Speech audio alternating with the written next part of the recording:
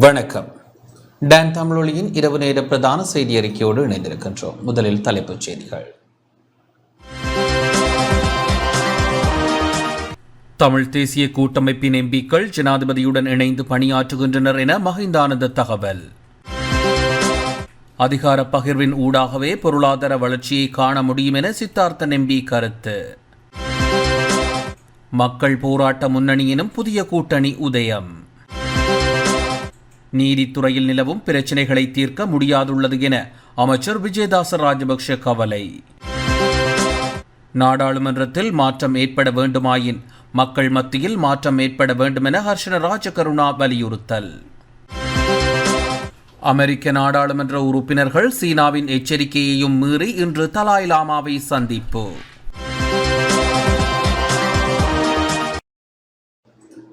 தொடர்வது முதன்மை செய்தி. அனுசரணை வழங்குவோர் மெலிபன் கிரி, தாயை போன்ற நம்பிக்கை. தமிழ் தேசிய கூட்டமைப்பின் எம்பிக்கள் ஜனாதிபதியுடன் இணைந்து பணியாற்றுகின்றனர் என மஹிந்தானந்த எம்பி தெரிவித்துள்ளார். தமிழ் தேசிய கூட்டமைப்பின் நாடாளுமன்ற உறுப்பினர்கள் ஜனாதிபதி ரணில் விக்ரமசிங்கவுடன் இணைந்து வடக்கில் பணியாற்றி வருவதாக ஸ்ரீலங்கா பொதுஜன பிரமுனவின் கண்டி மாவட்ட நாடாளுமன்ற உறுப்பினர் மஹிந்தானந்த அழுத்கமுகே தெரிவித்துள்ளார். நாடாளுமன்றத்தில் இன்று உரையாற்றும் போதே அவர் இதனை தெரிவித்தார்.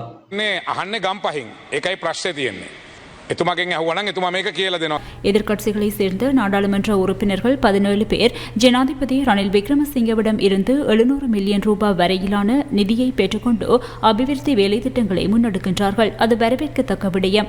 மக்கள் விடுதலை முன்னணியினர் 13வது திருத்த சட்டத்துக்கு எதிராக குரல் கொடுத்து வந்தார்கள். ஆயினும் இன்று அதனை ஆதரிப்பதாக தெரிவித்துள்ளார்கள். அந்த மாற்றம் விரும்பத்தக்கது. வடக்கில் வேலை திட்டங்களை முன்னெடுப்பதற்காக ஜனாதிபதி ரணில் விக்ரமசிங்க தமக்கு நிதி வழங்கியுள்ளதாக தமிழ் தேசிய கூட்டமைப்பின் தலைவர் இன்று என்னோடு வரும்போது கூறினார். நாம் இப்போது பணியாற்றுகிறோம் என்றும் குறிப்பிட்டார். தமிழ் தேசிய கூட்டமைப்பினர் மிகவும் சந்தோஷமாக ஜனாதிபதி ரணில் விக்ரமசிங்கவுடன் இணைந்து வடக்கில் பணியாற்றுகின்றார்கள். அதேபோல் கிழக்கிலும் பணியாற்றவென நாடாளுமன்ற உறுப்பினர்களுக்கு நிதி வழங்கப்பட்டுள்ளதாக அவர் குறிப்பிட்டார். එතකොට මේ වසරේ මේ ප්‍රතිපාදනයේ වැය ශීර්ෂ විසින් වියදම් කරගන්න බැරි නිසා அனுசரணை வழங்கியோர் மெலிபன் கிரி, தாயை போன்ற நம்பிக்கை. அதிகார பகிர்வின் ஊடாகவே பொருளாதார வளர்ச்சியை காண முடியும் என சித்தார்த்தன் எம்பி தெரிவித்துள்ளார். தமிழர்களுக்கு அதிகார பகிர்வு வழங்குவதன் ஊடாகவே இந்த நாட்டில் பொருளாதார வளர்ச்சியை காண முடியும் என தமிழ் தேசிய கூட்டமைப்பின் யாழ் மாவட்ட நாடாளுமன்ற உறுப்பினர் தர்மலிங்கம் சித்தார்த்தன் தெரிவித்துள்ளார். நாடாளுமன்றத்தில் இன்று உரையாற்றும் போதே அவர் இதனை குறிப்பிட்டார். ஒவ்வொரு முறையும் இந்த அரசாங்கங்கள் ஏதோ ஒரு காரணத்தினால் இதை பிற்போட்டுக் கொண்டே வருகின்றது, செய்யாமல் விடுகின்றது, அல்லது ஏதோ ஒரு காரணத்தை சொல்வார்கள். சட்டம் ஒழுங்கு, நிலம், இந்த ரெண்டையும் தர முடியாது என்பார்கள். முதலில் முழுமையாக செய்வோம் என்பார்கள், இந்த ரெண்டையும் தர முடியாது என்பார்கள். இப்படியாக ஏதோ காரணம் அரசியலமைப்பிலே இருக்கக்கூடிய விஷயங்கள் இருந்தாலும் நீங்கள் ஆக குறைந்தது புரொவின்சியல் கவுன்சிலை ஆரம்பித்தால் இந்த சட்டம் ஒழுங்கு, நிலம் இவைகள் சம்பந்தமாக படிப்படியாக அது நீங்கள் செய்வதற்கு வாய்ப்பு இருக்கும். இந்த போலீஸ் படையின் ஒரு பகுதி தான், ஒரு தனிப்படை அல்ல. இதை அவர்கள் தெரிந்து கொண்டே சொல்லுகின்றார்கள். இதையெல்லாம் விட்டு இந்த நாட்டிலே ஒரு சரியான ஒரு தமிழ் மக்கள் தங்களுடைய அபிலாசங்களை பூர்த்தி செய்யக்கூடிய விதத்திலே ஒரு அதிகார பரவலாக்களை கொடுப்பதன் மூலம்தான் இந்த நாட்டின் பொருளாதார வளர்ச்சியை நாங்கள் காண முடியும். இதேவேளை தமிழ் அரசியல் கைதிகளை உடனடியாக விடுதலை செய்வதற்கு அரசாங்கம் நடவடிக்கை எடுக்க வேண்டும் என யாழ் மாவட்ட நாடாளுமன்ற உறுப்பினர் செல்வராசா கஜேந்திரன் கோரிக்கை விடுத்துள்ளார்.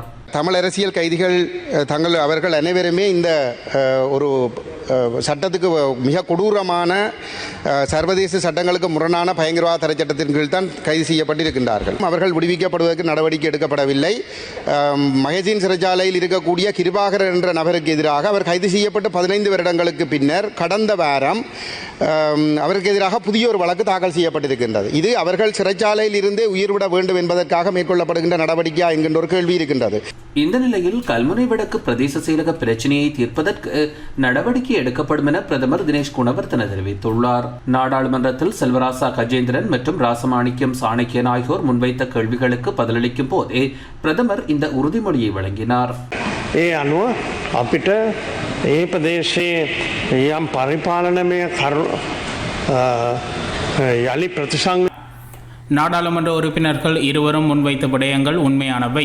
அதன் அடிப்படையில் அம்பாறை மாவட்ட அரசாங்க அதிபருக்கு இது தொடர்பான அறிவுறுத்தல்களை வழங்கியுள்ளோம். அந்த பிரதேச செயலகத்துக்கு மக்களுடன் கலந்துரையாடி கணக்காளர் ஒருவரை நியமிப்பதற்கு அரசாங்க அதிபர் நடவடிக்கை எடுத்துள்ளார். நீதிமன்ற வழக்கு விசாரணை நடைமுறையில் இருக்கும்போது அங்கு மக்கள் ஆர்ப்பாட்டம் நடத்தி வருகின்றார்கள். அதனை நாடாளுமன்ற உறுப்பினர்கள் இருவரும் அறிவார்கள். நீதிமன்ற வழக்கு விசாரணை முன்னெடுக்கப்படுகின்ற காரணத்தினால் நிர்வாக ரீதியிலான பிரச்சனைகள் இருக்கின்றன. எனது செயலாளருடன் கல்முனைக்கு சென்று இந்த விடயத்துக்கு தீர்வை வழங்குவதற்கு ஏற்கனவே இணக்கம் வெளியிடப்பட்டது. அதன் பிரகாரம் நடவடிக்கை எடுக்கப்படும். நாம் இந்த பிரச்சனையை நிராகரிக்கவில்லை. පවතිනවා අධිකරණයේ ශ්‍රේෂ්ඨාධිකරණයේ නඩුවක් තියෙනවා. ඔබතුමාලා දෙදෙනාම දන්නවා ඒක. ඒ අනුව பெருந்தோட்ட நிறுவனங்கள் சட்டத்தை மதிக்கவில்லை என அமைச்சர் ஜீவன் தொண்டமான் குற்றம் சாட்டியுள்ளார். பெருந்தோட்ட நிறுவனங்கள் சட்டத்தை மதிக்காமல் தன்னிச்சையாக செயல்பட்டு வருவதாக நீர்வளங்கள் மற்றும் பெருந்தோட்ட உட்கட்டமைப்பு வசதிகள் அமைச்சர் ஜீவன் தொண்டமான் தெரிவித்துள்ளார். நாடாளுமன்றத்தில் இன்று உரையாற்றும் போதே அவர் இந்த குற்றச்சாட்டை முன்வைத்தார். Who is the witness to this incident? The assistant manager and the backhoe driver. And all we said was there needs to be a fair inquiry. I didn't say you have to. தொழிலாளர்கள் விடயத்தில் பெருந்தோட்ட கம்பெனிகள் சட்டத்தை மதிக்காமல் செயற்படுகின்றன. நுவரெலியாவில் நடந்த கூட்டத்தின் போது தாங்கள் நீதித்துறைக்கு உட்பட்டவர்கள் அல்லவென நிறுவனம் ஒன்றின் பிரதம நிறைவேற்று அதிகாரி கூறுகிறார். அவ்வாறு நாட்டின் சட்டத்தை மீறி அவர்களால் எவ்வாறு செயற்பட முடியும்? பெருந்தோட்ட நிறுவனங்களுக்கும் தொழிலாளர்களுக்கும் இடையில் ஏற்படும் பிணக்குகளில் போலீசார் தலையிட முடியாது. மலையகத்தின் பிரதான தொழிற்சங்கமாக நாம் இதனை எதிர்க்கின்றோம். அநீதியை தட்டி கேட்கும் போது என்னை பற்றி தவறான தகவல்கள் பரப்பப்படுகின்றன. அரசு சார்பற்ற நிறுவனங்கள் தோட்டங்களில் ஏதேனும் திட்டங்களை முன்னெடுக்க விரும்பினால் அந்த நிர்வாகங்களிடம் அனுமதி கோரப்பட வேண்டும். அரசாங்கத்தினால் ஒரு கழிப்பறை அமைத்துக் கொடுக்க வேண்டுமானாலும் கூட தோட்ட நிர்வாகத்தின் அனுமதியை கோர வேண்டியுள்ளது. இதற்காக இவ்வாறானதொரு நிலைமை உருவாக்கப்பட்டுள்ளது. பழனிவழி பிளான்டேஷன் நிறுவனம் இலங்கையின் மிகப்பெரிய பணக்காரருக்கு சொந்தமானதாகும். ஜனாதிபதி வேட்பாளரான அவர் இந்த நாட்டின் 35 ஏழை தொழிலாளர்களுக்கு எதிராக வழக்கு தொடர்ந்துள்ளார். Why does the labor law not apply to these RPCs? It's because the அத்துடன் பெருந்தோட்ட மக்களை குத்தகைக்கு பெற்றுக்கொண்டது போல மிக மோசமான முறையில் பெருந்தோட்ட நிறுவனங்கள் நடந்து கொள்வதாக பதுளை மாவட்ட நாடாளுமன்ற உறுப்பினர் வடிவேல் சுரேஷ் குற்றம் சுமத்தியுள்ளார். மக்களை வஞ்சித்துக் கொண்டிருப்பதை நான் மீண்டும் மீண்டும் இந்த பாராளுமன்றத்திலே பலமுறை நான் தெரிவித்திருக்கின்றேன். கௌரவ அமைச்சர் தம்பி ஜீவன் தொண்டமான் அவர்கள் இருக்கின்றார். நேரடியாக சில விடயங்களை ஜீரணித்துக் கொள்ள முடியாது. அவருடைய அமைச்சு பதவியும் மறந்து கூட செயற்பட்டிருக்கின்றார். நான் அவதானித்துக் கொண்டிருக்கின்றேன். ஆகவே இவ்வாறு எமது மக்கள் இந்த பெருந்தோட்ட கம்பெனியுடைய நிர்வாகம் மூலமாக வஞ்சிக்கப்பட்டுக் கொண்டிருக்கின்றார்கள். இதனை நாங்கள் இதை தொடர்ந்து பார்த்துக் கொண்டோமேயானால் இன்றும் கூட கௌரவ அமைச்சர் அவர்களே, இன்று அவர்கள் அதனை அந்த அப்பீல் கோர்ட் மூலமாக கொடுக்கப்பட்ட 1700 ரூபாய் இன்று அவர் சுப்ரீம் கோர்ட் போட்டிருக்கிறார்கள். உங்களுக்கும் சித்தார்த்தத்திற்கும் போட்டிருக்கிறார். அப்ப எவ்வாறு அவர்கள் இந்த அணுகுகின்றார்கள், எவ்வாறு எமது மக்களை அவர்கள் மதிப்பார்கள்? ஆகவே இதுக்கு ஒரு முடிவு கட்ட வேண்டும். அவர்கள் அரசாங்கம் அல்ல, நாங்கள் இந்த நாட்டு பிரஜை, இந்த நாட்டு மலையக மக்கள் நாட்டு பிரஜை என்ற வகையிலே அரசாங்கம் பொறுப்பு சொல்ல வேண்டும். அவர்கள் இந்த நாட்டினுடைய ஜனாதிபதிக்கு வாக்களிப்பார்கள், இந்த நாட்டினுடைய பாராளுமன்றத்துக்கு வாக்களிப்பார்கள், மாகாண சபை வாக்களிப்பார்கள். ஆனால் இன்னைக்கு எங்களுடைய வாழ்வாதாரத்தை மட்டும் ஏன் கொண்டு போய் பெருந்தோட்ட கம்பெனி பார கொடுத்துறீங்க? நாங்கள் இந்த நாட்டு பிரஜைன்னு சொன்னா நாங்கள் அனைத்துக்கும் உகந்தவர்கள் என்றால் ஏன் எங்களுடைய வாழ்க்கை மட்டும் இந்த பெருந்தோட்ட கம்பெனியை கொண்டு ஒப்படைக்கின்றீர்கள்? பெருந்தோட்ட கம்பெனிக்கு தோட்டங்களை குத்தகை கொடுத்தது உண்மை, மக்களை குத்தகை கொடுக்கல. நாங்க குத்தகையில் இல்லை, நாங்க இந்த நாட்டில் பிரஜையாக வாழ்ந்து கொண்டிருக்கின்றோம் 200 வருஷ காலமாக, 5 பரம்பரையாக. ஆனா கம்பெனிக்காரங்க நினைக்கிறாங்க நம்ம நெஞ்சாத்து குத்தகை கொடுத்திருக்காங்கன்னு சொல்லி. நாங்க வாழ்கின்ற வீடும் நாங்க அனுபவித்த காணிகளையும் குத்தகை கொடுக்கவில்லை. பெருந்தோட்ட காணிகளை குத்தகை கொடுக்கப்பட்டிருக்கு. மக்கள் போராட்ட முன்னணியினும் புதிய கூட்டணி உருவாக்கப்பட்டுள்ளது. அமைதி வழி ஆர்ப்பாட்டத்தில் கலந்து கொண்ட தரப்பினர்கள் சிலர் ஒன்றிணைந்து மக்கள் போராட்ட முன்னணியினும் புதிய கூட்டணியை உருவாக்கியுள்ளனர். அந்த கூட்டணியின் முதலாவது ஊடகவியலாளர் மாநாடு இன்று கொழும்பில் இடம்பெற்றது. அதில் கலந்து கொண்டு உரையாற்றிய அந்த கூட்டணியின் உறுப்பினர் வசந்த முதலிகே இவ்வாறு கருத்து வெளியிட்டார். පහුගිය කාලේ මේ රටේ ගොඩාක් ප්‍රශ්න වලට උත්තර ගෙනාවේ. හැබැයි මේ ජනතා බලය, මහජන බලය, එළිය බලය தற்போதைய முறையினுள் நாட்டின் பொருளாதாரத்தை கட்டியெழுப்ப முடியும் என்ற நம்பிக்கை எமக்கு இல்லை. சர்வதேச நாணய நிதியத்தின் உடன்படிக்கையினூடாக நாடு மேலும் கடன் சுமைக்குள்ளேயே தள்ளப்படும். ஆகவே இடதுசாரி கொள்கையுடன் கூடிய மக்கள் போராட்ட இயக்கம் எனும் கூட்டணியை நாம் உருவாக்கியுள்ளோம். அதுவும் அடுத்து வரும் ஜனாதிபதி மற்றும் பொது தேர்தலை மையமாக கொண்டே புதிய கூட்டணியை உருவாக்கியுள்ளோம். அதனூடாக சமூகத்தில் பாரிய மாற்றத்தை ஏற்படுத்த எதிர்பார்த்துள்ளோம். ශක්තිමත් කරද්දී ඇතුලේ නියෝජනය වෙන්නත් ඕන. யாழ்ப்பாணத்தை சேர்ந்த ஊடகவியலாளரின் வீட்டின் மீது நடத்தப்பட்ட தாக்குதலை கண்டித்து யாழில் இன்று கவனஈர்ப்பு போராட்டம் முன்னெடுக்கப்பட்டது. யாழ்ப்பாண மாவட்ட ஊடகவியலாளரின் வீட்டின் மீது நடத்தப்பட்ட தாக்குதலை கண்டித்து யாழ்ப்பாண பிராந்திய பிரதான பேருந்து நிலைய முன்பாக இன்று கவனஈர்ப்பு போராட்டம் முன்னெடுக்கப்பட்டது. வடமாகாண ஊடகவியலாளர்களின் ஏற்பாட்டில் குறித்த ஆர்ப்பாட்டம் முன்னெடுக்கப்பட்டது.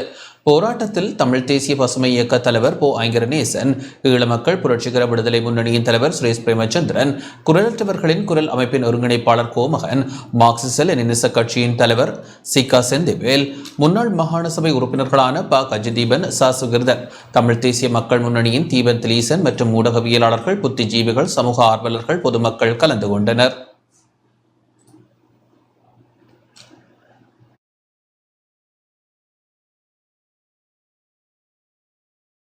இப்பொழுது பிரதீபன் அவர்களுடைய வீடு தாக்கப்பட்டு அவரது உடைமைகள் எரிக்கப்பட்டு இன்று ஒரு வாரத்துக்கு மேலாகியும் கூட சரியான இது குற்றவாளிகளை கண்டுபிடிக்காமல் போலீசார் ஒரு அஜாக்கிரதையாக நடப்பது, இல்லையே போலீசார் கண்டும் காணாமல் இருப்பதும் கண்டிக்கக்கூடிய ஒரு விடயம். பிரதீபன் அவர்கள் மீது நடத்தப்பட்ட தாக்குதல் என்பது தனித்த ஒரு பிரச்சனையாக கருத முடியாது. ஒட்டுமொத்த ஊடக சுதந்திரத்தையும் அடக்கி ஒடுக்குகின்ற அல்லது மிரட்டுகின்ற ஒரு நடவடிக்கையாகவே நாங்கள் அவதானிக்கிறோம். ஊடக சுதந்திரம் என்பது இந்த நாட்டிலே கட்டாயமாக பாதுகாக்கப்பட வேண்டிய ஒரு விடயம். காரணம், இங்கே நடக்கின்ற வன்முறைகளை சர்வதேச சமூகத்துக்கு எடுத்துச் செல்லுகின்ற பாரிய பொறுப்பு இந்த ஊடகவியலாளர்களுக்கு இருக்கிறது. அந்த வகையிலே பிரதீபன் உட்பட்ட பல்வேறு ஊடகவியலாளர்கள் இந்த நாட்டிலே, இந்த பிராந்தியத்திலே தமிழ் மக்களுக்கு இழைக்கப்பட்டுக் கொண்டிருக்கின்ற அநீதிகளுக்கு எதிராக குரல் எழுப்பி வருவதுடன் இந்த அநீதிகளை சர்வதேச மட்டங்களுக்கு கொண்டு செல்வதிலே காத்திரமான பங்குகளை வகித்திருக்கிறார்கள். அவர்கள் மீது இவ்வாறு திட்டமிட்டு நடத்தப்பட்டிருக்கின்ற தாக்குதல் கண்டிக்கப்பட வேண்டிய விடயம். இந்த சம்பவத்தை நான் வன்மையாக கண்டித்துக் கொள்கின்றேன். இந்த தாக்குதல் வெறுமனே ஒரு தனிநபருக்கு எதிரான தாக்குதல் அல்ல. ஊடகவியலாளர் ஒவ்வொருவருக்கும் மீதும் தொடுக்கப்பட்ட தாக்குதலாகவே நாங்கள் இதை காணுகின்றோம். இந்த குற்றவாளிகள் இனங்காணப்பட்டு சட்டத்துக்கு முன் நிறுத்தப்பட்டு தண்டிக்கப்பட வேண்டும். இந்த ஊடகவியலாளருடைய பாதுகாப்பு உறுதிப்படுத்துறதுக்கு இந்த அரசு உரிய நடவடிக்கை எடுக்க வேண்டும் என்று குரலற்றவன் குரல் அமைப்பு சார்பாக நாங்கள் வேண்டுகோள் விடுக்கின்றோம். தொடர்ந்து போராட்டங்களை முன்னெடுக்கிறதுக்கும் தயாராக நிற்கிறோம். இந்த வழக்குகளையோ அல்லது விசாரணைகளையோ திசை திருப்பும் பொருட்டு குற்றவாளிகளை சரியான திசையில் அடையாளம் காணாமல் தடுக்கின்றதன் பொருட்டு அங்கே துண்டு பிரசுரங்கள் கூட வீசி செல்லப்பட்டிருக்கின்றது. நாங்கள் மக்களாகிய தமிழ் சனம் அல்லது எல்லோரும் சேர்ந்து இந்த ஊடக அடக்குமுறைகளுக்கு எதிராக தொடர்ந்தும் நாங்கள் குரல் கொடுக்க வேண்டும் என்று சொல்லி கேட்டுக்கொள்கின்றேன்.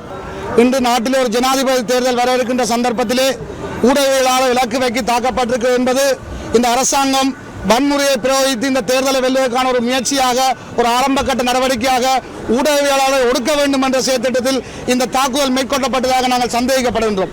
குறிப்பாக இனி வரும் காலங்களிலே வடக்கு மாகாணத்திலே பல வன்முறைகள் கட்டவிழ்க்கக்கூடிய சந்தர்ப்பங்கள் கூட காணப்படுவதாக நாங்கள் அச்சப்படுகின்றோம்.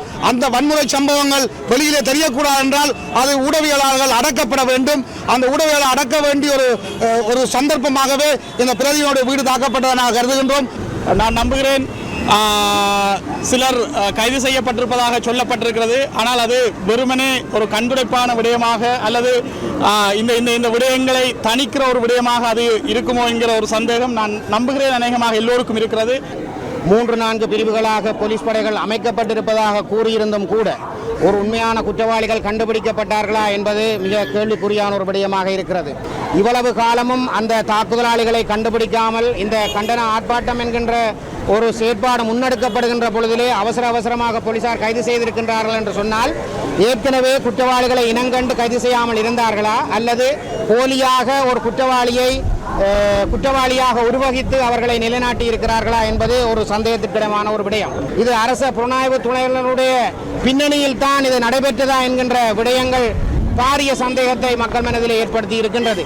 ஊடக சுதந்திரம் என்றது மிக முக்கியமாக பேணப்பட வேண்டும். அந்த தாக்குதலில் துண்டு பிரதிகள் போடப்பட்டு அதில் குறிப்பாக திருநங்கைகள் இந்த மேலே பழியை போடுற மாதிரி இருந்திருக்கு. யார் குற்றவாளியாக இருந்தாலும் அவர்கள் தண்டிக்கப்பட வேண்டும். இது ஒரு வேறையாக்கள் செய்துட்டு இந்த முழுக்க எங்களோட சமூகத்தில் ஏற்கனவே சமூக உரிமைகளுக்காக அல்லது சமூகத்தில் தங்களோட இருப்பை தக்க வைக்கிறதுக்காக போராடுற சமூகத்தின் மேலே போடப்படுற ஒரு பழியாக இது இருக்குது. திசை திருப்புற நோக்கமாக இருக்கும் என்று நாங்கள் யோசிக்கிறோம்.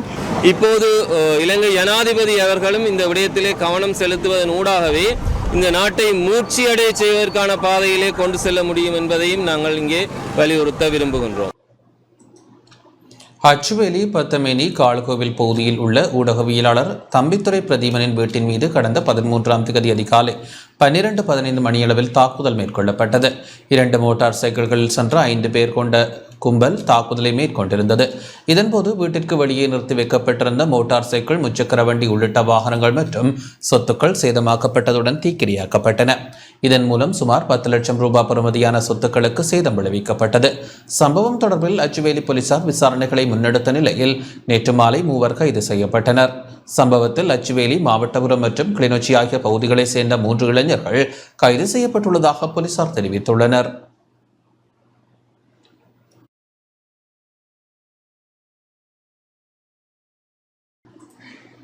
வெல்வோம் ஸ்ரீலங்கா மக்கள் நடமாடும் சேவை தொடர்பான கிளிநொச்சி மாவட்டத்திற்கான முன்னாயத்த கூட்டம் ஒன்று இடம்பெற்றது. தொழில் மற்றும் வெளிநாட்டு வேலைவாய்ப்பு அமைச்சு நாடளாவிய ரீதியில் முன்னெடுத்துள்ள வெல்வோம் ஸ்ரீலங்கா மக்கள் நடமாடும் சேவை தொடர்பான கிளிநொச்சி மாவட்டத்திற்கான முன்னாயத்த கூட்டம் இன்று கிளிநொச்சி மாவட்ட செயலகத்தில் இடம்பெற்றது. காணி பகுதிக்கான மாவட்ட மேலதிக அரசாங்க அதிபர் நலாயினி இம்ராஜ் தலைமையில் இடம்பெற்ற கூட்டத்தில் அமைச்சின் மேலதிக செயலாளர் எஸ்பி பியதிச, உதவி மாவட்ட செயலாளர், போலீஸ் அதிகாரிகள், திணைக்கள உத்தியோகத்தர்கள் பங்கேற்றனர். அந்த வகையில் கிளிநொச்சி மாவட்டத்திற்கான வெல்வோம் ஸ்ரீலங்கா நடமாடும் சேவை எதிர்வரும் ஜூலை மாதம் 12 மற்றும் 13 தேதிகளில் கிளிநொச்சியில் இடம்பெற உள்ளது.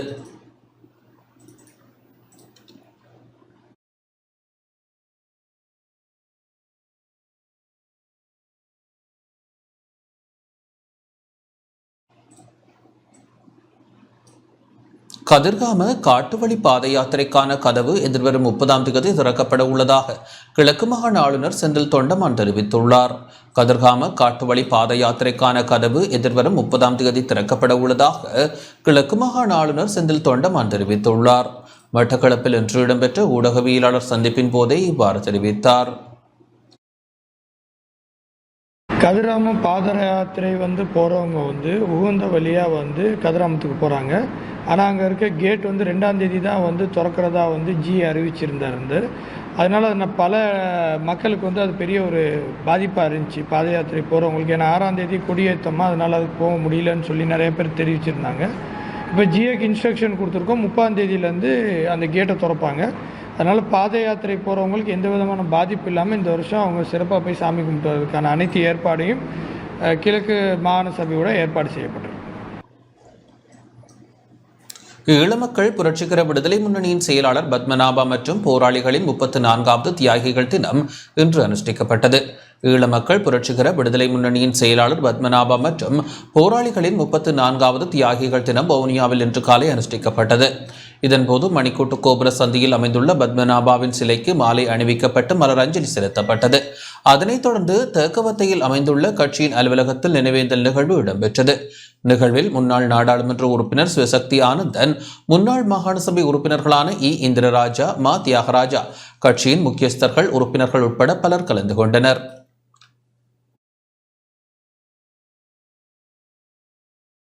இந்த 3வது ஆட்சியில் அமைந்திருக்கின்ற இந்திய அரசாங்கத்தையும் பிரதமர் மோடி அவர்களையும் நாங்கள் முறையாக சரியாக எங்களுடைய பிரச்சனையை தீர்ப்பதற்கு, அதற்கு முன்பாக தமிழ் தேசிய கட்சிகளுக்கு இடையிலையும் சிவில் அமைப்புகளுக்கு இடையிலையும் பலமான ஒருமித்த ஒரு புள்ளியில நாங்கள் ஒன்றாக இணைந்து பயணிக்க வேண்டிய ஒரு தேவைப்பாடு இருக்கிறது. எங்களுடைய மக்களுக்கு ஒரு நிரந்தரமான அரசியல் தீர்வை பெற்றுக்கொள்வதற்கு நாங்கள் ஒன்றுபட்டு செயல்பட வேண்டியிருக்கிறது. ஒரு ஜனாதிபதி தேர்தல் நடைபெற இருக்கிறது. 2 பிரதான கட்சிகள் தான் இதுவரை காலமும் இந்த ஆட்சி அதிகாரத்தை கைப்பற்றியிருந்தன. ஆனால் இன்று 3வது சக்தியாக ஜேவிபி உருவெடுத்திருக்கின்றபடியினால் தென்பகுதியில் இருக்கக்கூடிய இந்த பிரதான கட்சிகள் 50% இல்லை, 25% வாக்குகளை தாண்ட மாட்டார்கள் என்ற அளவுக்கு தான் இன்றைய சூழ்நிலை இருக்கிறது. ஆகவே வடக்கு கிழக்கில் இருக்கக்கூடிய தமிழ் மக்களாகிய நாங்கள் இந்த ஜனாதிபதி தேர்தலை எப்படி எங்களுக்கு ஒரு பேரம் பேசுகிற ஒரு சக்தியாக மாற்ற வேண்டும் என்றதற்கான பல முயற்சிகள் நடைபெற்று கொண்டிருக்கின்றன. எதிர்வரும் இந்த 24ஆம் தேதி ஜனநாயக தமிழ் தேசிய கூட்டணி இந்த பொது வேட்பாளர் தொடர்பாக ஒரு இறுதி முடிவெடுக்கக்கூடிய ஒரு கூட்டம் நடைபெற இருக்கிறது. ஹோலியோசிஸ் நோய்க்கான விழிப்புணர்வு வாரம் அமுல்படுத்தப்பட்டுள்ளது. ஹோலியோசிஸ் நோய்க்கான விழிப்புணர்வு வாரம் அமுல்படுத்தப்பட்டுள்ளதாக வைத்தியர் எலும்பு மூட்டு தொடர்பான விசேட சத்திர சிகிச்சை நிபுணர் வேலாயுதம் சதீஷ்குமார் தெரிவித்துள்ளார். சுகாதார மேம்பாட்டு பணியகத்தில் இடம்பெற்ற ஊடகவியலாளர் சந்திப்பின் போதே அவர் இதனை தெரிவித்தார்.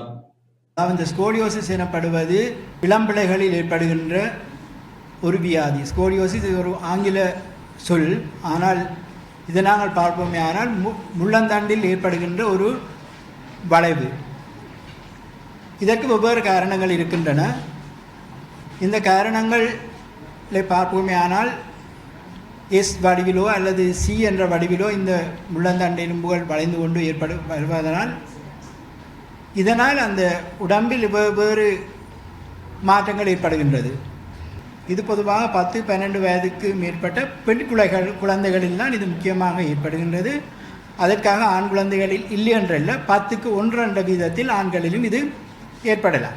இதனால் நாங்கள் இந்த பெண் பிள்ளைகளுக்கு இவ்வாறான வளைவுகள் ஏற்படும் போது நாங்கள் ஆரம்ப காலத்தில் இதை நாங்கள் கண்டுபிடிப்போமே ஆனால் அவர்களுக்கு சரியான முறையில் அந்த வளைவு பெருக்காத முறையில், வளைவு கூடாத முறையில் சத்திர சிகிச்சைக்கு செல்வதை கூட நாங்கள் தவிர்க்கக்கூடிய மாதிரி இருக்கும். இவ்வாறு நாங்கள் பிரேஸ்கள் அணிவதனால். முல்லைத்தீவு வான்பரப்பில் அதிசய பொருட்கள் நேற்றிரவு தென்பட்டுள்ளன. முல்லைத்தீவு வான்பரப்பில் 2 அதிசய பொருட்கள் நேற்றிரவு தென்பட்டுள்ளன. முல்லைத்தீவு புதுக்குடியிருப்பு பகுதியில் குறித்த பொருட்கள் நேற்றிரவு 8 மணிக்கு அவதானிக்கப்பட்ட நிலையில் நள்ளிரவு 1 மணிக்கு மேலும் அவை தென்பட்டதாக எமது செய்தியாளர் தெரிவித்தார். 2 பொருட்களும் ஒளிவீசிய நிலையில் காணப்பட்டுள்ளன. வானில் தொடர்ச்சியாக நீல நிறமாக ஒரு பொருள் ஒளிர்ந்து கொண்டிருக்க அதனை சுற்றி வேறு நிறத்திலான பொருள் ஒன்று ஒளிர்ந்து கொண்டிருந்தது.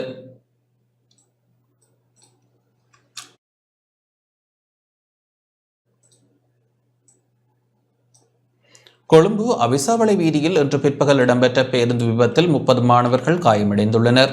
கொழும்பு அவிசாவளை வீதியில் பாடசாலை மாணவர்களை ஏற்றிச் சென்ற பேருந்து ஒன்று தனியார் பேருந்துடன் மோதி விபத்திற்குள்ளானது. சம்பவத்தில் 30 மாணவர்கள் காயமடைந்த நிலையில் நவகமுவ வைத்தியசாலையில் சிகிச்சைக்காக அனுமதிக்கப்பட்டுள்ளனர். கொழும்பிலிருந்து லபுகமுவ நோக்கி மாணவர்களை ஏற்றிச் சென்ற பேருந்தும் எம்பிலிப்பட்டியவிலிருந்து கொழும்பு நோக்கி பயணித்த தனியார் பேருந்தும் மோதி விபத்து இடம்பெற்றுள்ளது. சம்பவம் தொடர்பில் போலீசார் விசாரணைகளை முன்னெடுத்துள்ளனர். ஹபரணை மின்னேரியா வீதியில் ஹபரணை விகாரைக்கு அருகில் சிறிய லொரியொன்று கவிழ்ந்து விபத்திற்குள்ளானதில் ஒருவர் உயிரிழந்துள்ளார். சிறிய லொரியொன்று வீதியை விட்டு விலகி கவிழ்ந்ததில் இந்த விபத்து இடம்பெற்றுள்ளது. விபத்தின் போது லொரியின் பின்புறத்திலிருந்து பயணித்த நபர் ஒருவர் உயிரிழந்துள்ளார். இதேவேளை ஹொரணையிலிருந்து நுவர்லியா நோக்கி குடும்பம் ஒன்று பயணித்த கார் வீதியை விட்டு விலகி விபத்திற்குள்ளானதாக ஹேட்டன் போலீசார் தெரிவித்துள்ளனர்.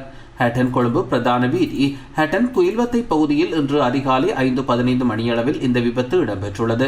காரின் சாரதி உறங்கியமையினால் கார் வீதியை விட்டு விலகி விபத்து ஏற்பட்டதாகவும் விபத்தில் காரில் பயணித்த எவருக்கும் காயங்கள் ஏற்படவில்லை எனவும் கார் பலத்த சேதமடைந்துள்ளதாகவும் ஹேட்டன் போலீசார் தெரிவித்துள்ளனர். மன்னார் கரம்பைக்குளம் கிராமத்தில் தெரிவு செய்யப்பட்ட பயனாளிகளுக்கு நீண்டகால பயிர்கள் வழங்கப்பட்டுள்ளன.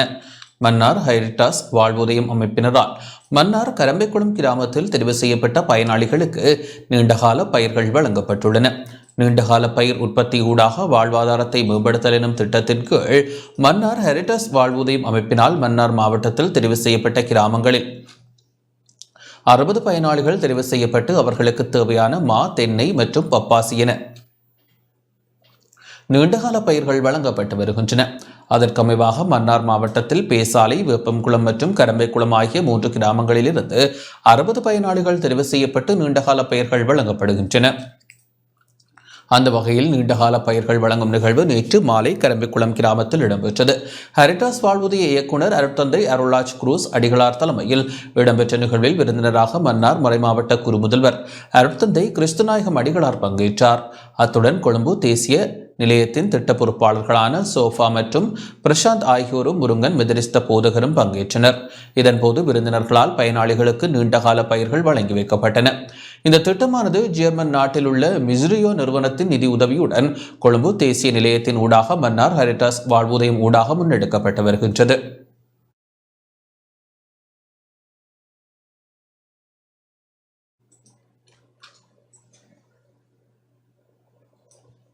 அம்பாறை மாவட்டத்தில் 3 போலீஸ் நிலையங்களில் சிறுவர் மற்றும் பெண்கள் வன்கொடுமை தடுப்பு பணியகங்கள் திறந்து வைக்கப்பட்டுள்ளன. அம்பாறை மாவட்டத்தில் சிறுவர் மற்றும் பெண்கள் மீதான வன்கொடுமை உள்ளிட்ட குற்றச்செயல்களை கட்டுப்படுத்தும் நோக்கில் போலீஸ் நிலையங்களில் சிறுவர் மற்றும் பெண்கள் வன்கொடுமை தடுப்பு பணியகம் உத்தியோகபூர்வமாக இன்று திறந்து வைக்கப்பட்டது. நாடளாவிய ரீதியில் முன்னெடுக்கப்படும் இவ்விசேட திட்டத்தின் கீழ் பணியகங்கள் அம்பாறை மாவட்டத்தில் சாய்ந்தபெருது, நிந்தவூர், இறக்காமம் ஆகிய பிரதேசங்களில் நிர்மாணிக்கப்பட்டுள்ளன. நிகழ்வில் கிழக்கு மாகாண சிரேஷ்ட பிரதி போலீஸ் மா அதிபர் கலாநிதி சட்டத்திரணி அஜித் ரோஹன பிரதம அதிதியாக கலந்து கொண்டார். அம்பாறை மாவட்ட போலீஸ் அத்தியட்சகர் JHMN ஜெயபத்ம கல்முனை, உதவி போலீஸ் அத்தியட்சகர் THTML புத்திக, போலீஸ் நிலைய பொறுப்பதிகாரிகள், போலீஸ் பரிசோதகர்கள், போலீஸ் உத்தியோகத்தர்கள், சர்வமத தலைவர்கள் என பலர் கலந்து கொண்டனர்.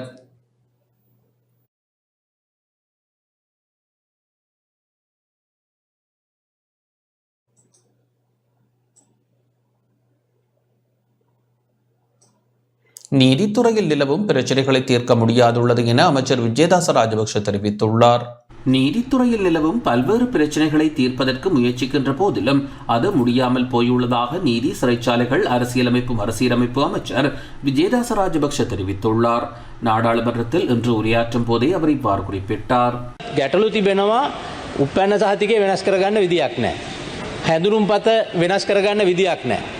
ආයතනයකට ගියපුවාම நீதித்துறையில் பல்வேறு பிரச்சனைகள் நிலவுகின்றன. குறிப்பாக பல்வேறு வழக்குகளின் விசாரணைகள் நிலுவையில் உள்ளன. நீதிபதிகளுக்கு பதவி உயர்வு வழங்கப்படுவதிலும் சவால்கள் காணப்படுகின்றன. நீதிச்சபை ஆணைக்குழுவில் செயலாளர் ஒருவர் இருக்கிறார். அவருக்கு தேவையானோருக்கு மாத்திரமே பதவி உயர்வுகளுக்கு பரிந்துரை செய்கின்றார். மேலும் குறிப்பிட்ட சிலருக்கு மாத்திரமே வெளிநாட்டு பயணங்களுக்கான வாய்ப்பும் விசேட செயற்திட்டங்களுக்கான சந்தர்ப்பமும் வழங்கப்படுகின்றன. இவ்வாறான பிரச்சனைகளை தீர்ப்பதற்கு நான் பல முயற்சிகளை மேற்கொண்டேன். எனினும் அது முடியாமல் போயுள்ளது. அதனால் இன்று இந்த சபையில் நாட்டு மக்களுக்கு இதனை தெரிவிக்கின்றேன். சட்டவாக்கத்துக்கும் நிறைவேற்று அதிகாரத்துக்கும் இடையில் எதிர்காலத்தில் ஏற்பட போகும் பாரிய முரண்பாட்டை தீர்க்க நடவடிக்கை எடுக்கப்பட வேண்டும். சபாநாயகர் தலைமையிலான அரசியலமைப்பு பேரவை இந்த விடயத்தில் அக்கறையுடன் செயற்பட வேண்டியது அவசியமாகும். ඇත්ත වශයෙන්ම මේ පිළිබඳව මේ රටේ පුරවැසියන්ට අදාළ මූලික නීතියේ යම්කිසි වෙනසක් කිරීමේ අවශ්‍යතාවය තිබෙනවා.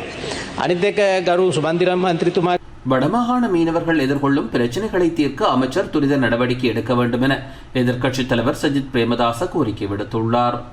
කර්මාන්තයේ නියැලෙනවා. ඒ නිසා විශේෂයෙන්ම මුහුදේ ගැඹුර සකස් කර දීවර බෝට්ටු නැංගුරම් ලීමට හැකි ස්ථානයේ මේ සංවර්ධන யாழ்ப்பாணம் வெல்வெட்டித்துறை பொலிகண்டி என்ற இடத்தில் அதிகளவான மீனவர்கள் மீன்பிடி தொழிலில் ஈடுபட்டு வருகின்றனர். என்றாலும் மீன்பிடி படகுகளுக்கு நங்கூரமிடும் வசதிகள் சரியாக ஏற்படுத்தி கொடுக்கப்படவில்லை. பெரும்பாலான சந்தர்ப்பங்களில் இந்த இடத்தின் ஆழம் தோண்டி மீன்பிடி படகுகளை நங்கூரம் இடுவதற்கான வசதிகள் செய்து தரப்படும் என வாக்குறுதிகள் வழங்கப்பட்டாலும் அது இன்று வரை நிறைவேற்றப்படவில்லை. எனவே இவ்விடயம் தொடர்பில் பொறுப்பான அமைச்சர் கவனம் செலுத்தி குறித்த பணிகளை துரிதமாக முன்னெடுக்க வேண்டும்.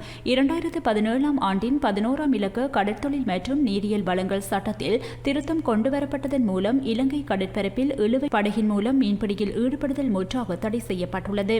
இதனால் மீன்வளத்திற்கும் கடற்சூழலுக்கும் தீங்கு விளைவிக்கும் நிலைமைகள் ஏற்படுகின்றன. நாட்டின் ஏனைய பகுதிகளில் இழுவை மடிப்படகுகளை நிறுத்த முயற்சிகள் மேற்கொள்ளப்பட்டாலும் யாழ்ப்பாணத்தில் இது முன்னெடுக்கப்பட்டு வருகின்றது. கடற்தொழில் திணைக்களம் மற்றும் துறைசார் மேற்பார்வை குழுவிற்கு அறிவித்தாலும் இதற்கு தீர்வு காணப்படவில்லை. யாழ்ப்பாணத்தில் இழுவை மடிப்படகுகளுக்கு அனுமதி வழங்கப்பட்டுள்ளதா என்ற கேள்வி எழுகின்றது. இது குறித்து மீன்பிடித்துறை அதிகாரிகள் மௌனம் காப்பது ஏனென்ற பிரச்சனையும் எழுகின்றது. அவ்வாறு அனுமதி வழங்கப்பட்டிருக்குமானால் அது கடற்தொழில் சட்டத்தை மீறிய செயலாகும். බොහෝ අවස්ථාන්වලදී පොරොන්දු වෙලා තියෙනවා ක්‍රියාත්මක වෙනවයි කියලා. නමුත් ඒක ක්‍රියාත්මක කරලා නැහැ. මම යෝජනා කරනවා ගරු අමාත්‍යතුමාට ඒක පිළිබඳව අවධානය යොමු කරලා කටයුතු. நாட்டில் கல்வி மறுசீரமைப்பை விரைவில் உருவாக்குவதற்கு எதிர்பார்த்துள்ளதாக கல்வி அமைச்சர் சுசில் பிரேமஜேத தெரிவித்துள்ளார். நாடாளுமன்றில் வாய்மூல விடைக்கான கேள்வி நேரத்தில் எதிர்க்கட்சித் தலைவர் சஜித் பிரேமதாசவால் முன்வைக்கப்பட்ட கேள்விகளுக்கு பதிலளிக்கும் போதே அமைச்சர் இதனை குறிப்பிட்டார். நமது நாட்டில் கல்வித்துறையில் மாற்றங்கள் கொண்டுவரப்பட வேண்டும் என்பது பலரது கோரிக்கையாகும். ஏனெனில் பிரயோக ரீதியிலான கல்வி முறைமை நமது நாட்டில் கிடையாது. ஆதலால் அதனை மாற்றியமைக்க வேண்டிய கடப்பாடு எமக்கு உண்டு. அதற்காக நாம் செயற்திட்டங்களை முன்னெடுத்து வருகின்றோம். வேலையில்லா பட்டதாரிகளின் பிரச்சினை தொடர்பில் நோக்கும் போது கல்வி முறையில் உள்ள குறைபாடுகளே காரணம் எனலாம். ஒரு சில தனியார் கல்வியகங்களை எடுத்துக்கொண்டால் நடைமுறைக்கு சாத்தியமான வகையில் பாடத்திட்டங்கள் அங்கு முன்னெடுக்கப்படுகின்றன. ஆனால் அரசு கல்வி துறையில் அவ்வாறான செயற்பாடுகள் முன்னெடுக்கப்படுவதில்லை.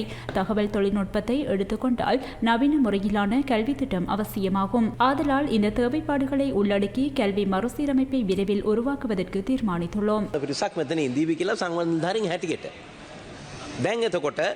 මේ ප්‍රශ්නය විසඳන්න ඕන නිසා අපි රජයක් හැටියට මේ සඳහා විකල්ප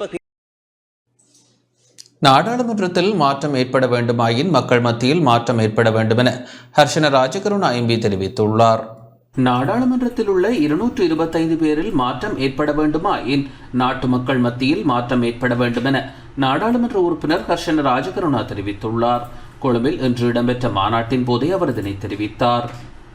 ඉතාමත්ම වැදගත් මේ යෝජනා සකස් කිරීමේදී මේ බුද්ධිමතුන් සියලු දෙනා එකතු වීම நாடாளுமன்றத்தில் உள்ள 225 உறுப்பினர்களும் மாற வேண்டுமாயின் நாட்டில் மாற்றம் ஏற்பட வேண்டும். அதேபோன்று நாட்டு மக்கள் மத்தியிலும் மாற்றம் ஏற்பட வேண்டும். நாடாளுமன்றம் என்பது மாதிரி தளமாகும். ஆகவே நாடாளுமன்றத்தில் உள்ள பெரும்பான்மையானவர்கள் திருடர்களாயின் நாட்டின் பெரும்பான்மையும் திருடர்களாலேயே சூழ்ந்திருக்கும். நாட்டு மக்கள் வாக்களிப்பதனூடாகவே நாடாளுமன்ற உறுப்பினர்கள் நியமிக்கப்படுகின்றனர்.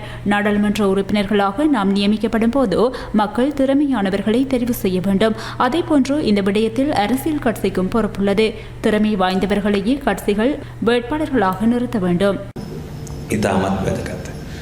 ඉන්පසුව මේ ක්‍රියාත්මක කරන්න වෙන්නේ බොහෝ දුරට රාජ්‍ය ප්‍රතිපත්තීන් එක්ක. இதேவேளை ஜனாதிபதி ரணில் விக்ரமசிங்கே நிச்சயம் தேர்தலில் போட்டியிடுவார் என ஐக்கிய தேசிய கட்சியின் பிரதி தலைவர் அகிலவராஜ் காரியவசம் தெரிவித்துள்ளார். கொழும்பில் இன்று இடம்பெற்ற ஊடகவியலாளர் சந்திப்பின் போதே அவர் இதனை தெரிவித்துள்ளார்.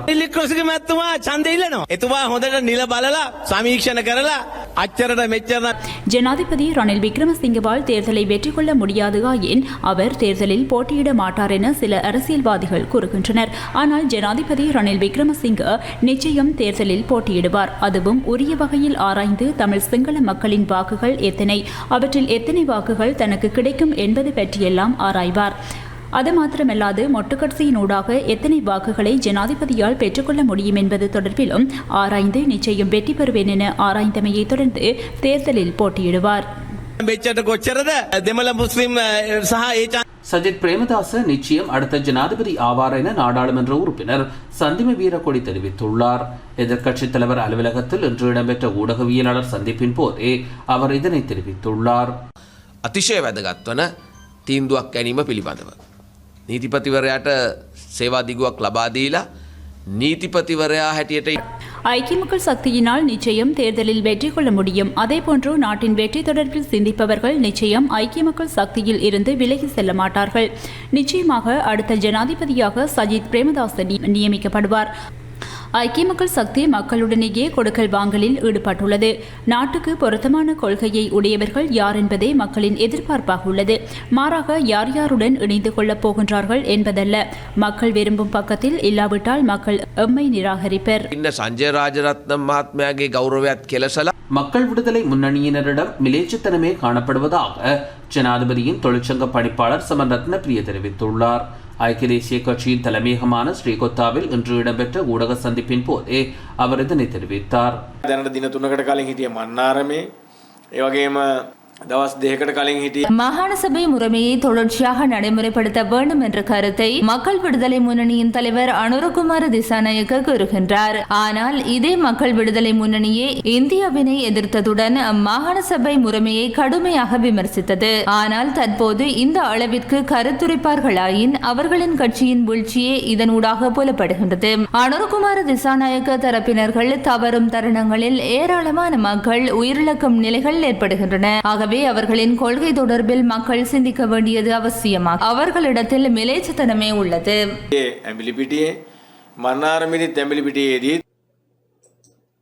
பல்கலைக்கழகத்தின் கல்விசாரா ஊழியர்கள் வவுனியாவில் இன்று சத்தியாகிரக போராட்டத்தை முன்னெடுத்தனர். வவுனியா பல்கலைக்கழகத்தின் கல்விசாரா ஊழியர்கள் இன்று பம்பைமடுவில் உள்ள பல்கலைக்கழக வளாகம் முன்பாக சத்தியாகிரக போராட்டத்தில் ஈடுபட்டுள்ளனர். பம்பைமடுவில் அமைந்துள்ள பல்கலைக்கழக வளாகத்திற்கு முன்பாக கொட்டகை அமைத்து சத்தியாகிரக போராட்டத்தை ஆரம்பித்துள்ளனர். தமது பிரச்சினைகள் உடனடியாக தீர்க்கப்பட வேண்டும் எனவும் அவ்வாறு தீர்க்கப்படாத பட்சத்தில் குறித்த போராட்டம் தொடர்ச்சியாக முன்னெடுக்கப்படும் எனவும் போராட்டத்தில் ஈடுபட்டவர்கள் தெரிவித்தனர். நாடளாவிய ரீதியில் பல்கலைக்கழக கல்விசாரா ஊழியர்கள் சம்பள முரண்பாட்டை தீர்க்க வேண்டும் என வலியுறுத்தி தொடர்ச்சியாக பணி புறக்கணிப்பில் ஈடுபட்டு வரும் நிலையில் இன்றிலிருந்து சத்தியாகிரக போராட்டத்தை முன்னெடுத்துள்ளனர். கடந்த 8 வருடங்களாக அரசு பல்கலைக்கழகங்களில் காணப்படும் கல்விசாரா ஊழியர்களுக்கு தீர்க்கப்படாத பிரச்சனையாக உள்ள சம்பள பிரச்சனையை முன்வைத்து கடந்த 2/5 எமது பல்கலைக்கழக தொழிற்சங்க கூட்டுக்குழுவானது தொடர் பணிப்பயிற்சி போராட்டத்தில் ஈடுபட்டு வருகிறது. அதன் ஒரு அங்கமாகிய வவுனியா பல்கலைக்கழக ஊழியர் சங்கத்தினராகிய நாமும் இந்த தொடர் பணிப்பறிப்பு போராட்டத்தில் ஈடுபட்டு வருகிறோம். இதன் அடுத்த கட்டமாக இன்றிலிருந்து அந்தந்த பல்கலைக்கழகங்களில் சத்தியாகிரகம் இருப்பதாக தீர்மானிக்கப்பட்டதன்படி நாமும் எமது பல்கலைக்கழகத்தில் இன்றிலிருந்து தொடர் சத்தியாகிரக போராட்டத்தில் ஈடுபட்டு வருகிறோம். இந்த பிரச்சனை தீர்க்கப்படாது இந்த போராட்டம் தொடர்ந்து செல்லும் என்பதை நான் குறிப்பிட விரும்புகிறேன். இதனிடையே யாழ்ப்பாண பல்கலைக்கழக கல்விசாரா ஊழியர்களும் சத்தியாகிரக போராட்டத்தில் ஈடுபட்டனர். யாழ்ப்பாண பல்கலைக்கழகத்திற்கு முன்பாக அவர்கள் சத்தியாகிரகத்தில் ஈடுபட்டனர். கிளிநொச்சி மகளங்காடு பகுதியில் காட்டு யானைகளின் அட்டகாசம் அதிகரித்துள்ளதாக விவசாயிகள் விசனம் வெளியிட்டுள்ளனர். கிளிநொச்சி மகளங்காடு கமக்காரர் அமைப்புகளுக்குட்பட்ட பகுதிகளில் நேற்றிரவு புகுந்த காட்டு யானைகள் விவசாயிகளின் பல ஏக்கர் வயல் நிலங்களை நாசம் செய்துள்ளன. விதைத்து 1.5 மாதங்களே ஆன பயிர்களை யானைகள் அளித்துள்ளதாக விவசாயிகள் கவலை வெளியிட்டுள்ளனர். தொடர்ச்சியாக காட்டு யானைகளால் தமது நெல் வயல்கள் அளிக்கப்படுவதாகவும் உரிய அதிகாரிகள் நடவடிக்கை எடுக்க வேண்டும் எனவும் விவசாயிகள் கோரிக்கை விடுத்துள்ளனர்.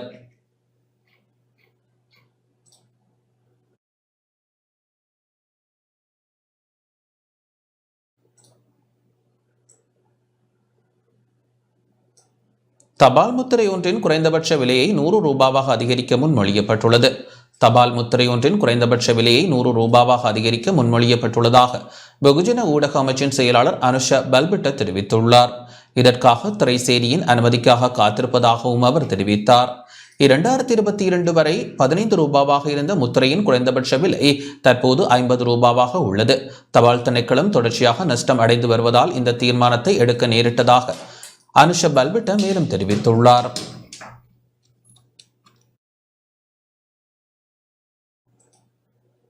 தமிழ் மக்கள் மாத்திரமல்ல வடகிழக்கில் உள்ள முஸ்லிம் மக்களும் எதிர்கால தேர்தலை ஒற்றுமையாக பகிஷ்கரிக்க வேண்டும் என நாடாளுமன்ற உறுப்பினர் செல்வராசா கஜேந்திரன் தெரிவித்துள்ளார். தமிழ் மக்கள் மாத்திரமல்ல வடகிழக்கில் உள்ள முஸ்லிம் மக்களும் எதிர்கால தேர்தலை ஒற்றுமையாக பகிஷ்கரிக்க வேண்டும் என்பதே எமது கருத்தாகும் என தமிழ் தேசிய மக்கள் முன்னணியின் நாடாளுமன்ற உறுப்பினர் செல்வராசா கஜேந்திரன் தெரிவித்துள்ளார். அம்பாறை கல்முனையில் இடம்பெற்ற ஊடக சந்திப்பில் அவர் இதனை தெரிவித்தார்.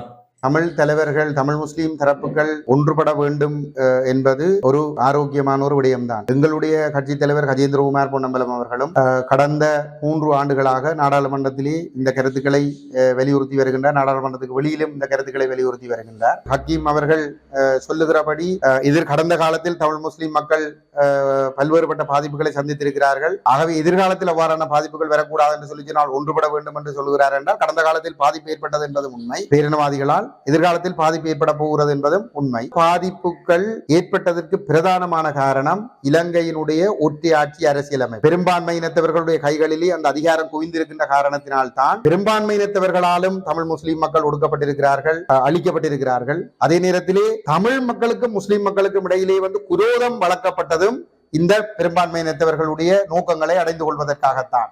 இந்த வெள்ளாதிக்க சக்திகளுக்கு தேவைப்படுகின்ற ஒரு ஜனாதிபதி வேட்பாளர்களுக்கு தமிழர்களுடைய வாக்குகளை பெற்றுக் கொடுப்பதற்காகத்தான் கடந்த காலத்திலே 15 ஆண்டுகளாக தமிழ் தேசிய கூட்டமைப்பு அறுதி பெரும்பான்மை ஆசனங்களை வைத்துக் கொண்டு செயல்பட்டிருக்கிறது. முஸ்லிம் தலைவர்களும் அவ்வாறுதான் தெரிந்தோ தெரியாமலோ செயல்பட்டு வந்திருக்கிறார்கள்.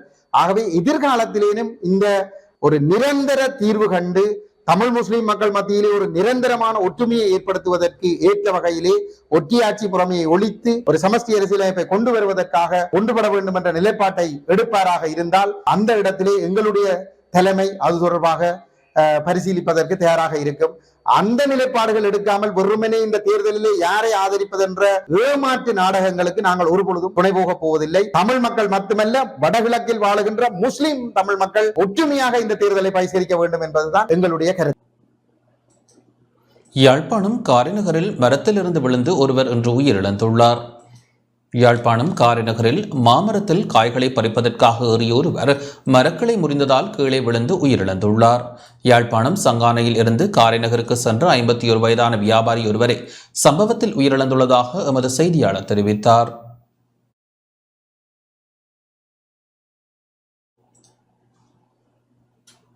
செய்திகள் தொடர்கின்றன. மன்னார் நானாட்டானில் சர்வதேச யோகா தின நிகழ்வு இன்று இடம்பெற்றது.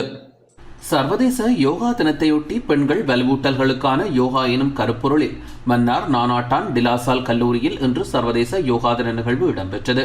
குறித்த யோகா நிகழ்வில் இலங்கைக்கான இந்திய துணை தூதுவர் சாய்முரளி பிரதம விருந்தினராக கலந்து கொண்டார். யாழ் இந்திய துணை தூதரக அதிகாரி எஸ் நாகராஜன், நானாட்டான் டிலாசால் கல்லூரியின் முதல்வர் அருட் சகோதரர் எஸ் மனோ, நானாட்டான் பிரதேச செயலாளர் கனகாம்பிகை சிவசம்பு, பாடசாலை மாணவ மாணவிகள், ஆசிரியர்கள் கலந்து கொண்டனர். குறித்த நிகழ்வில் கலந்து கொண்ட இலங்கைக்கான இந்திய துணை தூதுவர் சாய்முரளி, நானாட்டான் சிவராஜா இந்து பாடசாலைக்கு கண்காணிப்பு விஜயம் ஒன்றை மேற்கொண்டமை குறிப்பிடத்தக்கது.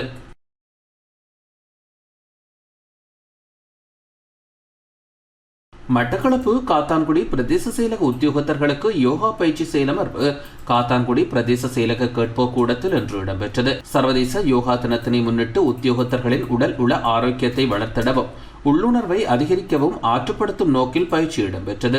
பாலம் கலை அமைப்பின் சிரேஷ்ட ஆசிரியர் டாக்டர் சாத்வி டயாமயி கலந்து யோகா பயிற்சி செயலமர்வை நடாத்தினார். காத்தான்குடி பிரதேச செயலாளர் உதய ஸ்ரீதரனின் வழிகாட்டலில் இடம்பெற்ற நிகழ்வில் காத்தான்குடி பிரதேச செயலக உதவி பிரதேச செயலாளர் சில்மியா உட்பட உத்தியோகத்தர்கள் பலர் கலந்து கொண்டனர். தபால் மூலம் பரிமாற்றப்பட்ட அசீஸ் எனும் போதைப்பொருள் நுவரெலியாவில் போலீசாரால் கைப்பற்றப்பட்டுள்ளது. தபால் மூலம் பரிமாற்றம் செய்யப்பட்ட அசீஸ் எனும் போதைப்பொருள் நுவரெலியா திம்புள்ளி பத்தனை போலீசாரால் கைப்பற்றப்பட்டுள்ளது. புலனாய்வு பிரிவுக்கு கிடைத்த தகவலை அடுத்து நேற்று மாலை 5 கிராம் 900 மில்லிகிராம் போதைப்பொருள் போலீசாரால் கைப்பற்றப்பட்டுள்ளதுடன் சந்தேக நபர்கள் இருவரையும் போலீசார் கைது செய்துள்ளனர்.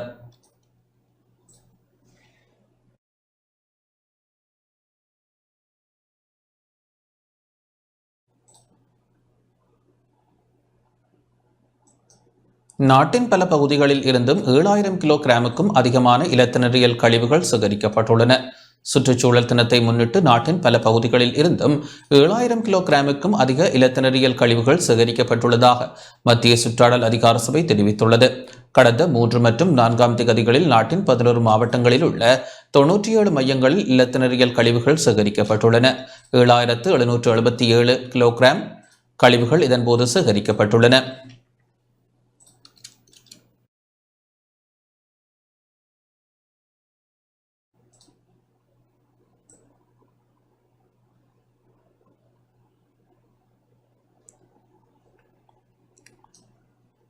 மூன்று சட்டமூலங்கள் சபாநாயகரால் சான்றுடைப்படுத்தப்பட்டுள்ளன.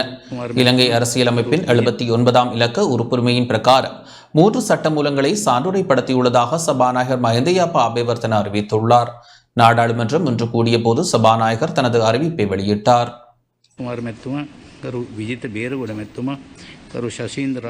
அதன் பிரகாரம் பவித்ரா வன்னியராஜி சகுர்த்த மன்றம் கூட்டணித்தல், சர்வதேச தேரவாத நிறுவனம் கூட்டணித்தல் மற்றும் பொதுக்கடன் முகாமைத்துவம் எனும் சட்டமூலங்களில் சான்றுடைப்படுத்தியதாக அவர் அறிவித்தார்.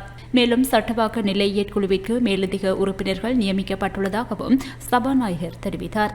சத்யஸ்ரீ கணபதி பக்தி ஜனசேவா மன்றம் கூட்டணித்தல் எனும் சட்டமூலத்தின் பரிசீலனைக்கென 113 2ஆம் இலக்க நாடாளுமன்ற நிலையேற் கட்டளையின் பிரகாரம் சட்டவாக்க நிலையேற் குழுவில் சேவையாற்றும் பொருட்டு உறுப்பினர்கள் நியமிக்கப்பட்டுள்ளனர். அதற்கமைய விதுர விக்ரமநாயக, ஜகத் புஷ்பகுமார, விஜித பேருகொட, சசீந்திர ராஜபக்ஷ, இம்தியாஸ் பாகிர் மாகார், WHM தர்மசேன, கிங்ஸ் நெல்சன் மற்றும் குமாரஸ்ரீ ரத்நாயக்க ஆகியோர் நியமிக்கப்பட்டுள்ளதாக சபாநாயகர் அறிவித்தார். ජාත්‍යන්තරික සමාජවාදී ජනරජයේ ආණ්ඩුක්‍රම ව්‍යවස්ථාවේ 154 6 ව්‍යවස්ථා ප්‍රකාරව 2020 முதல் வருஷ சந்தகா. இத்துடன் இந்த செய்தி அறிக்கை நிறைவடைகின்றது. வணக்கம்.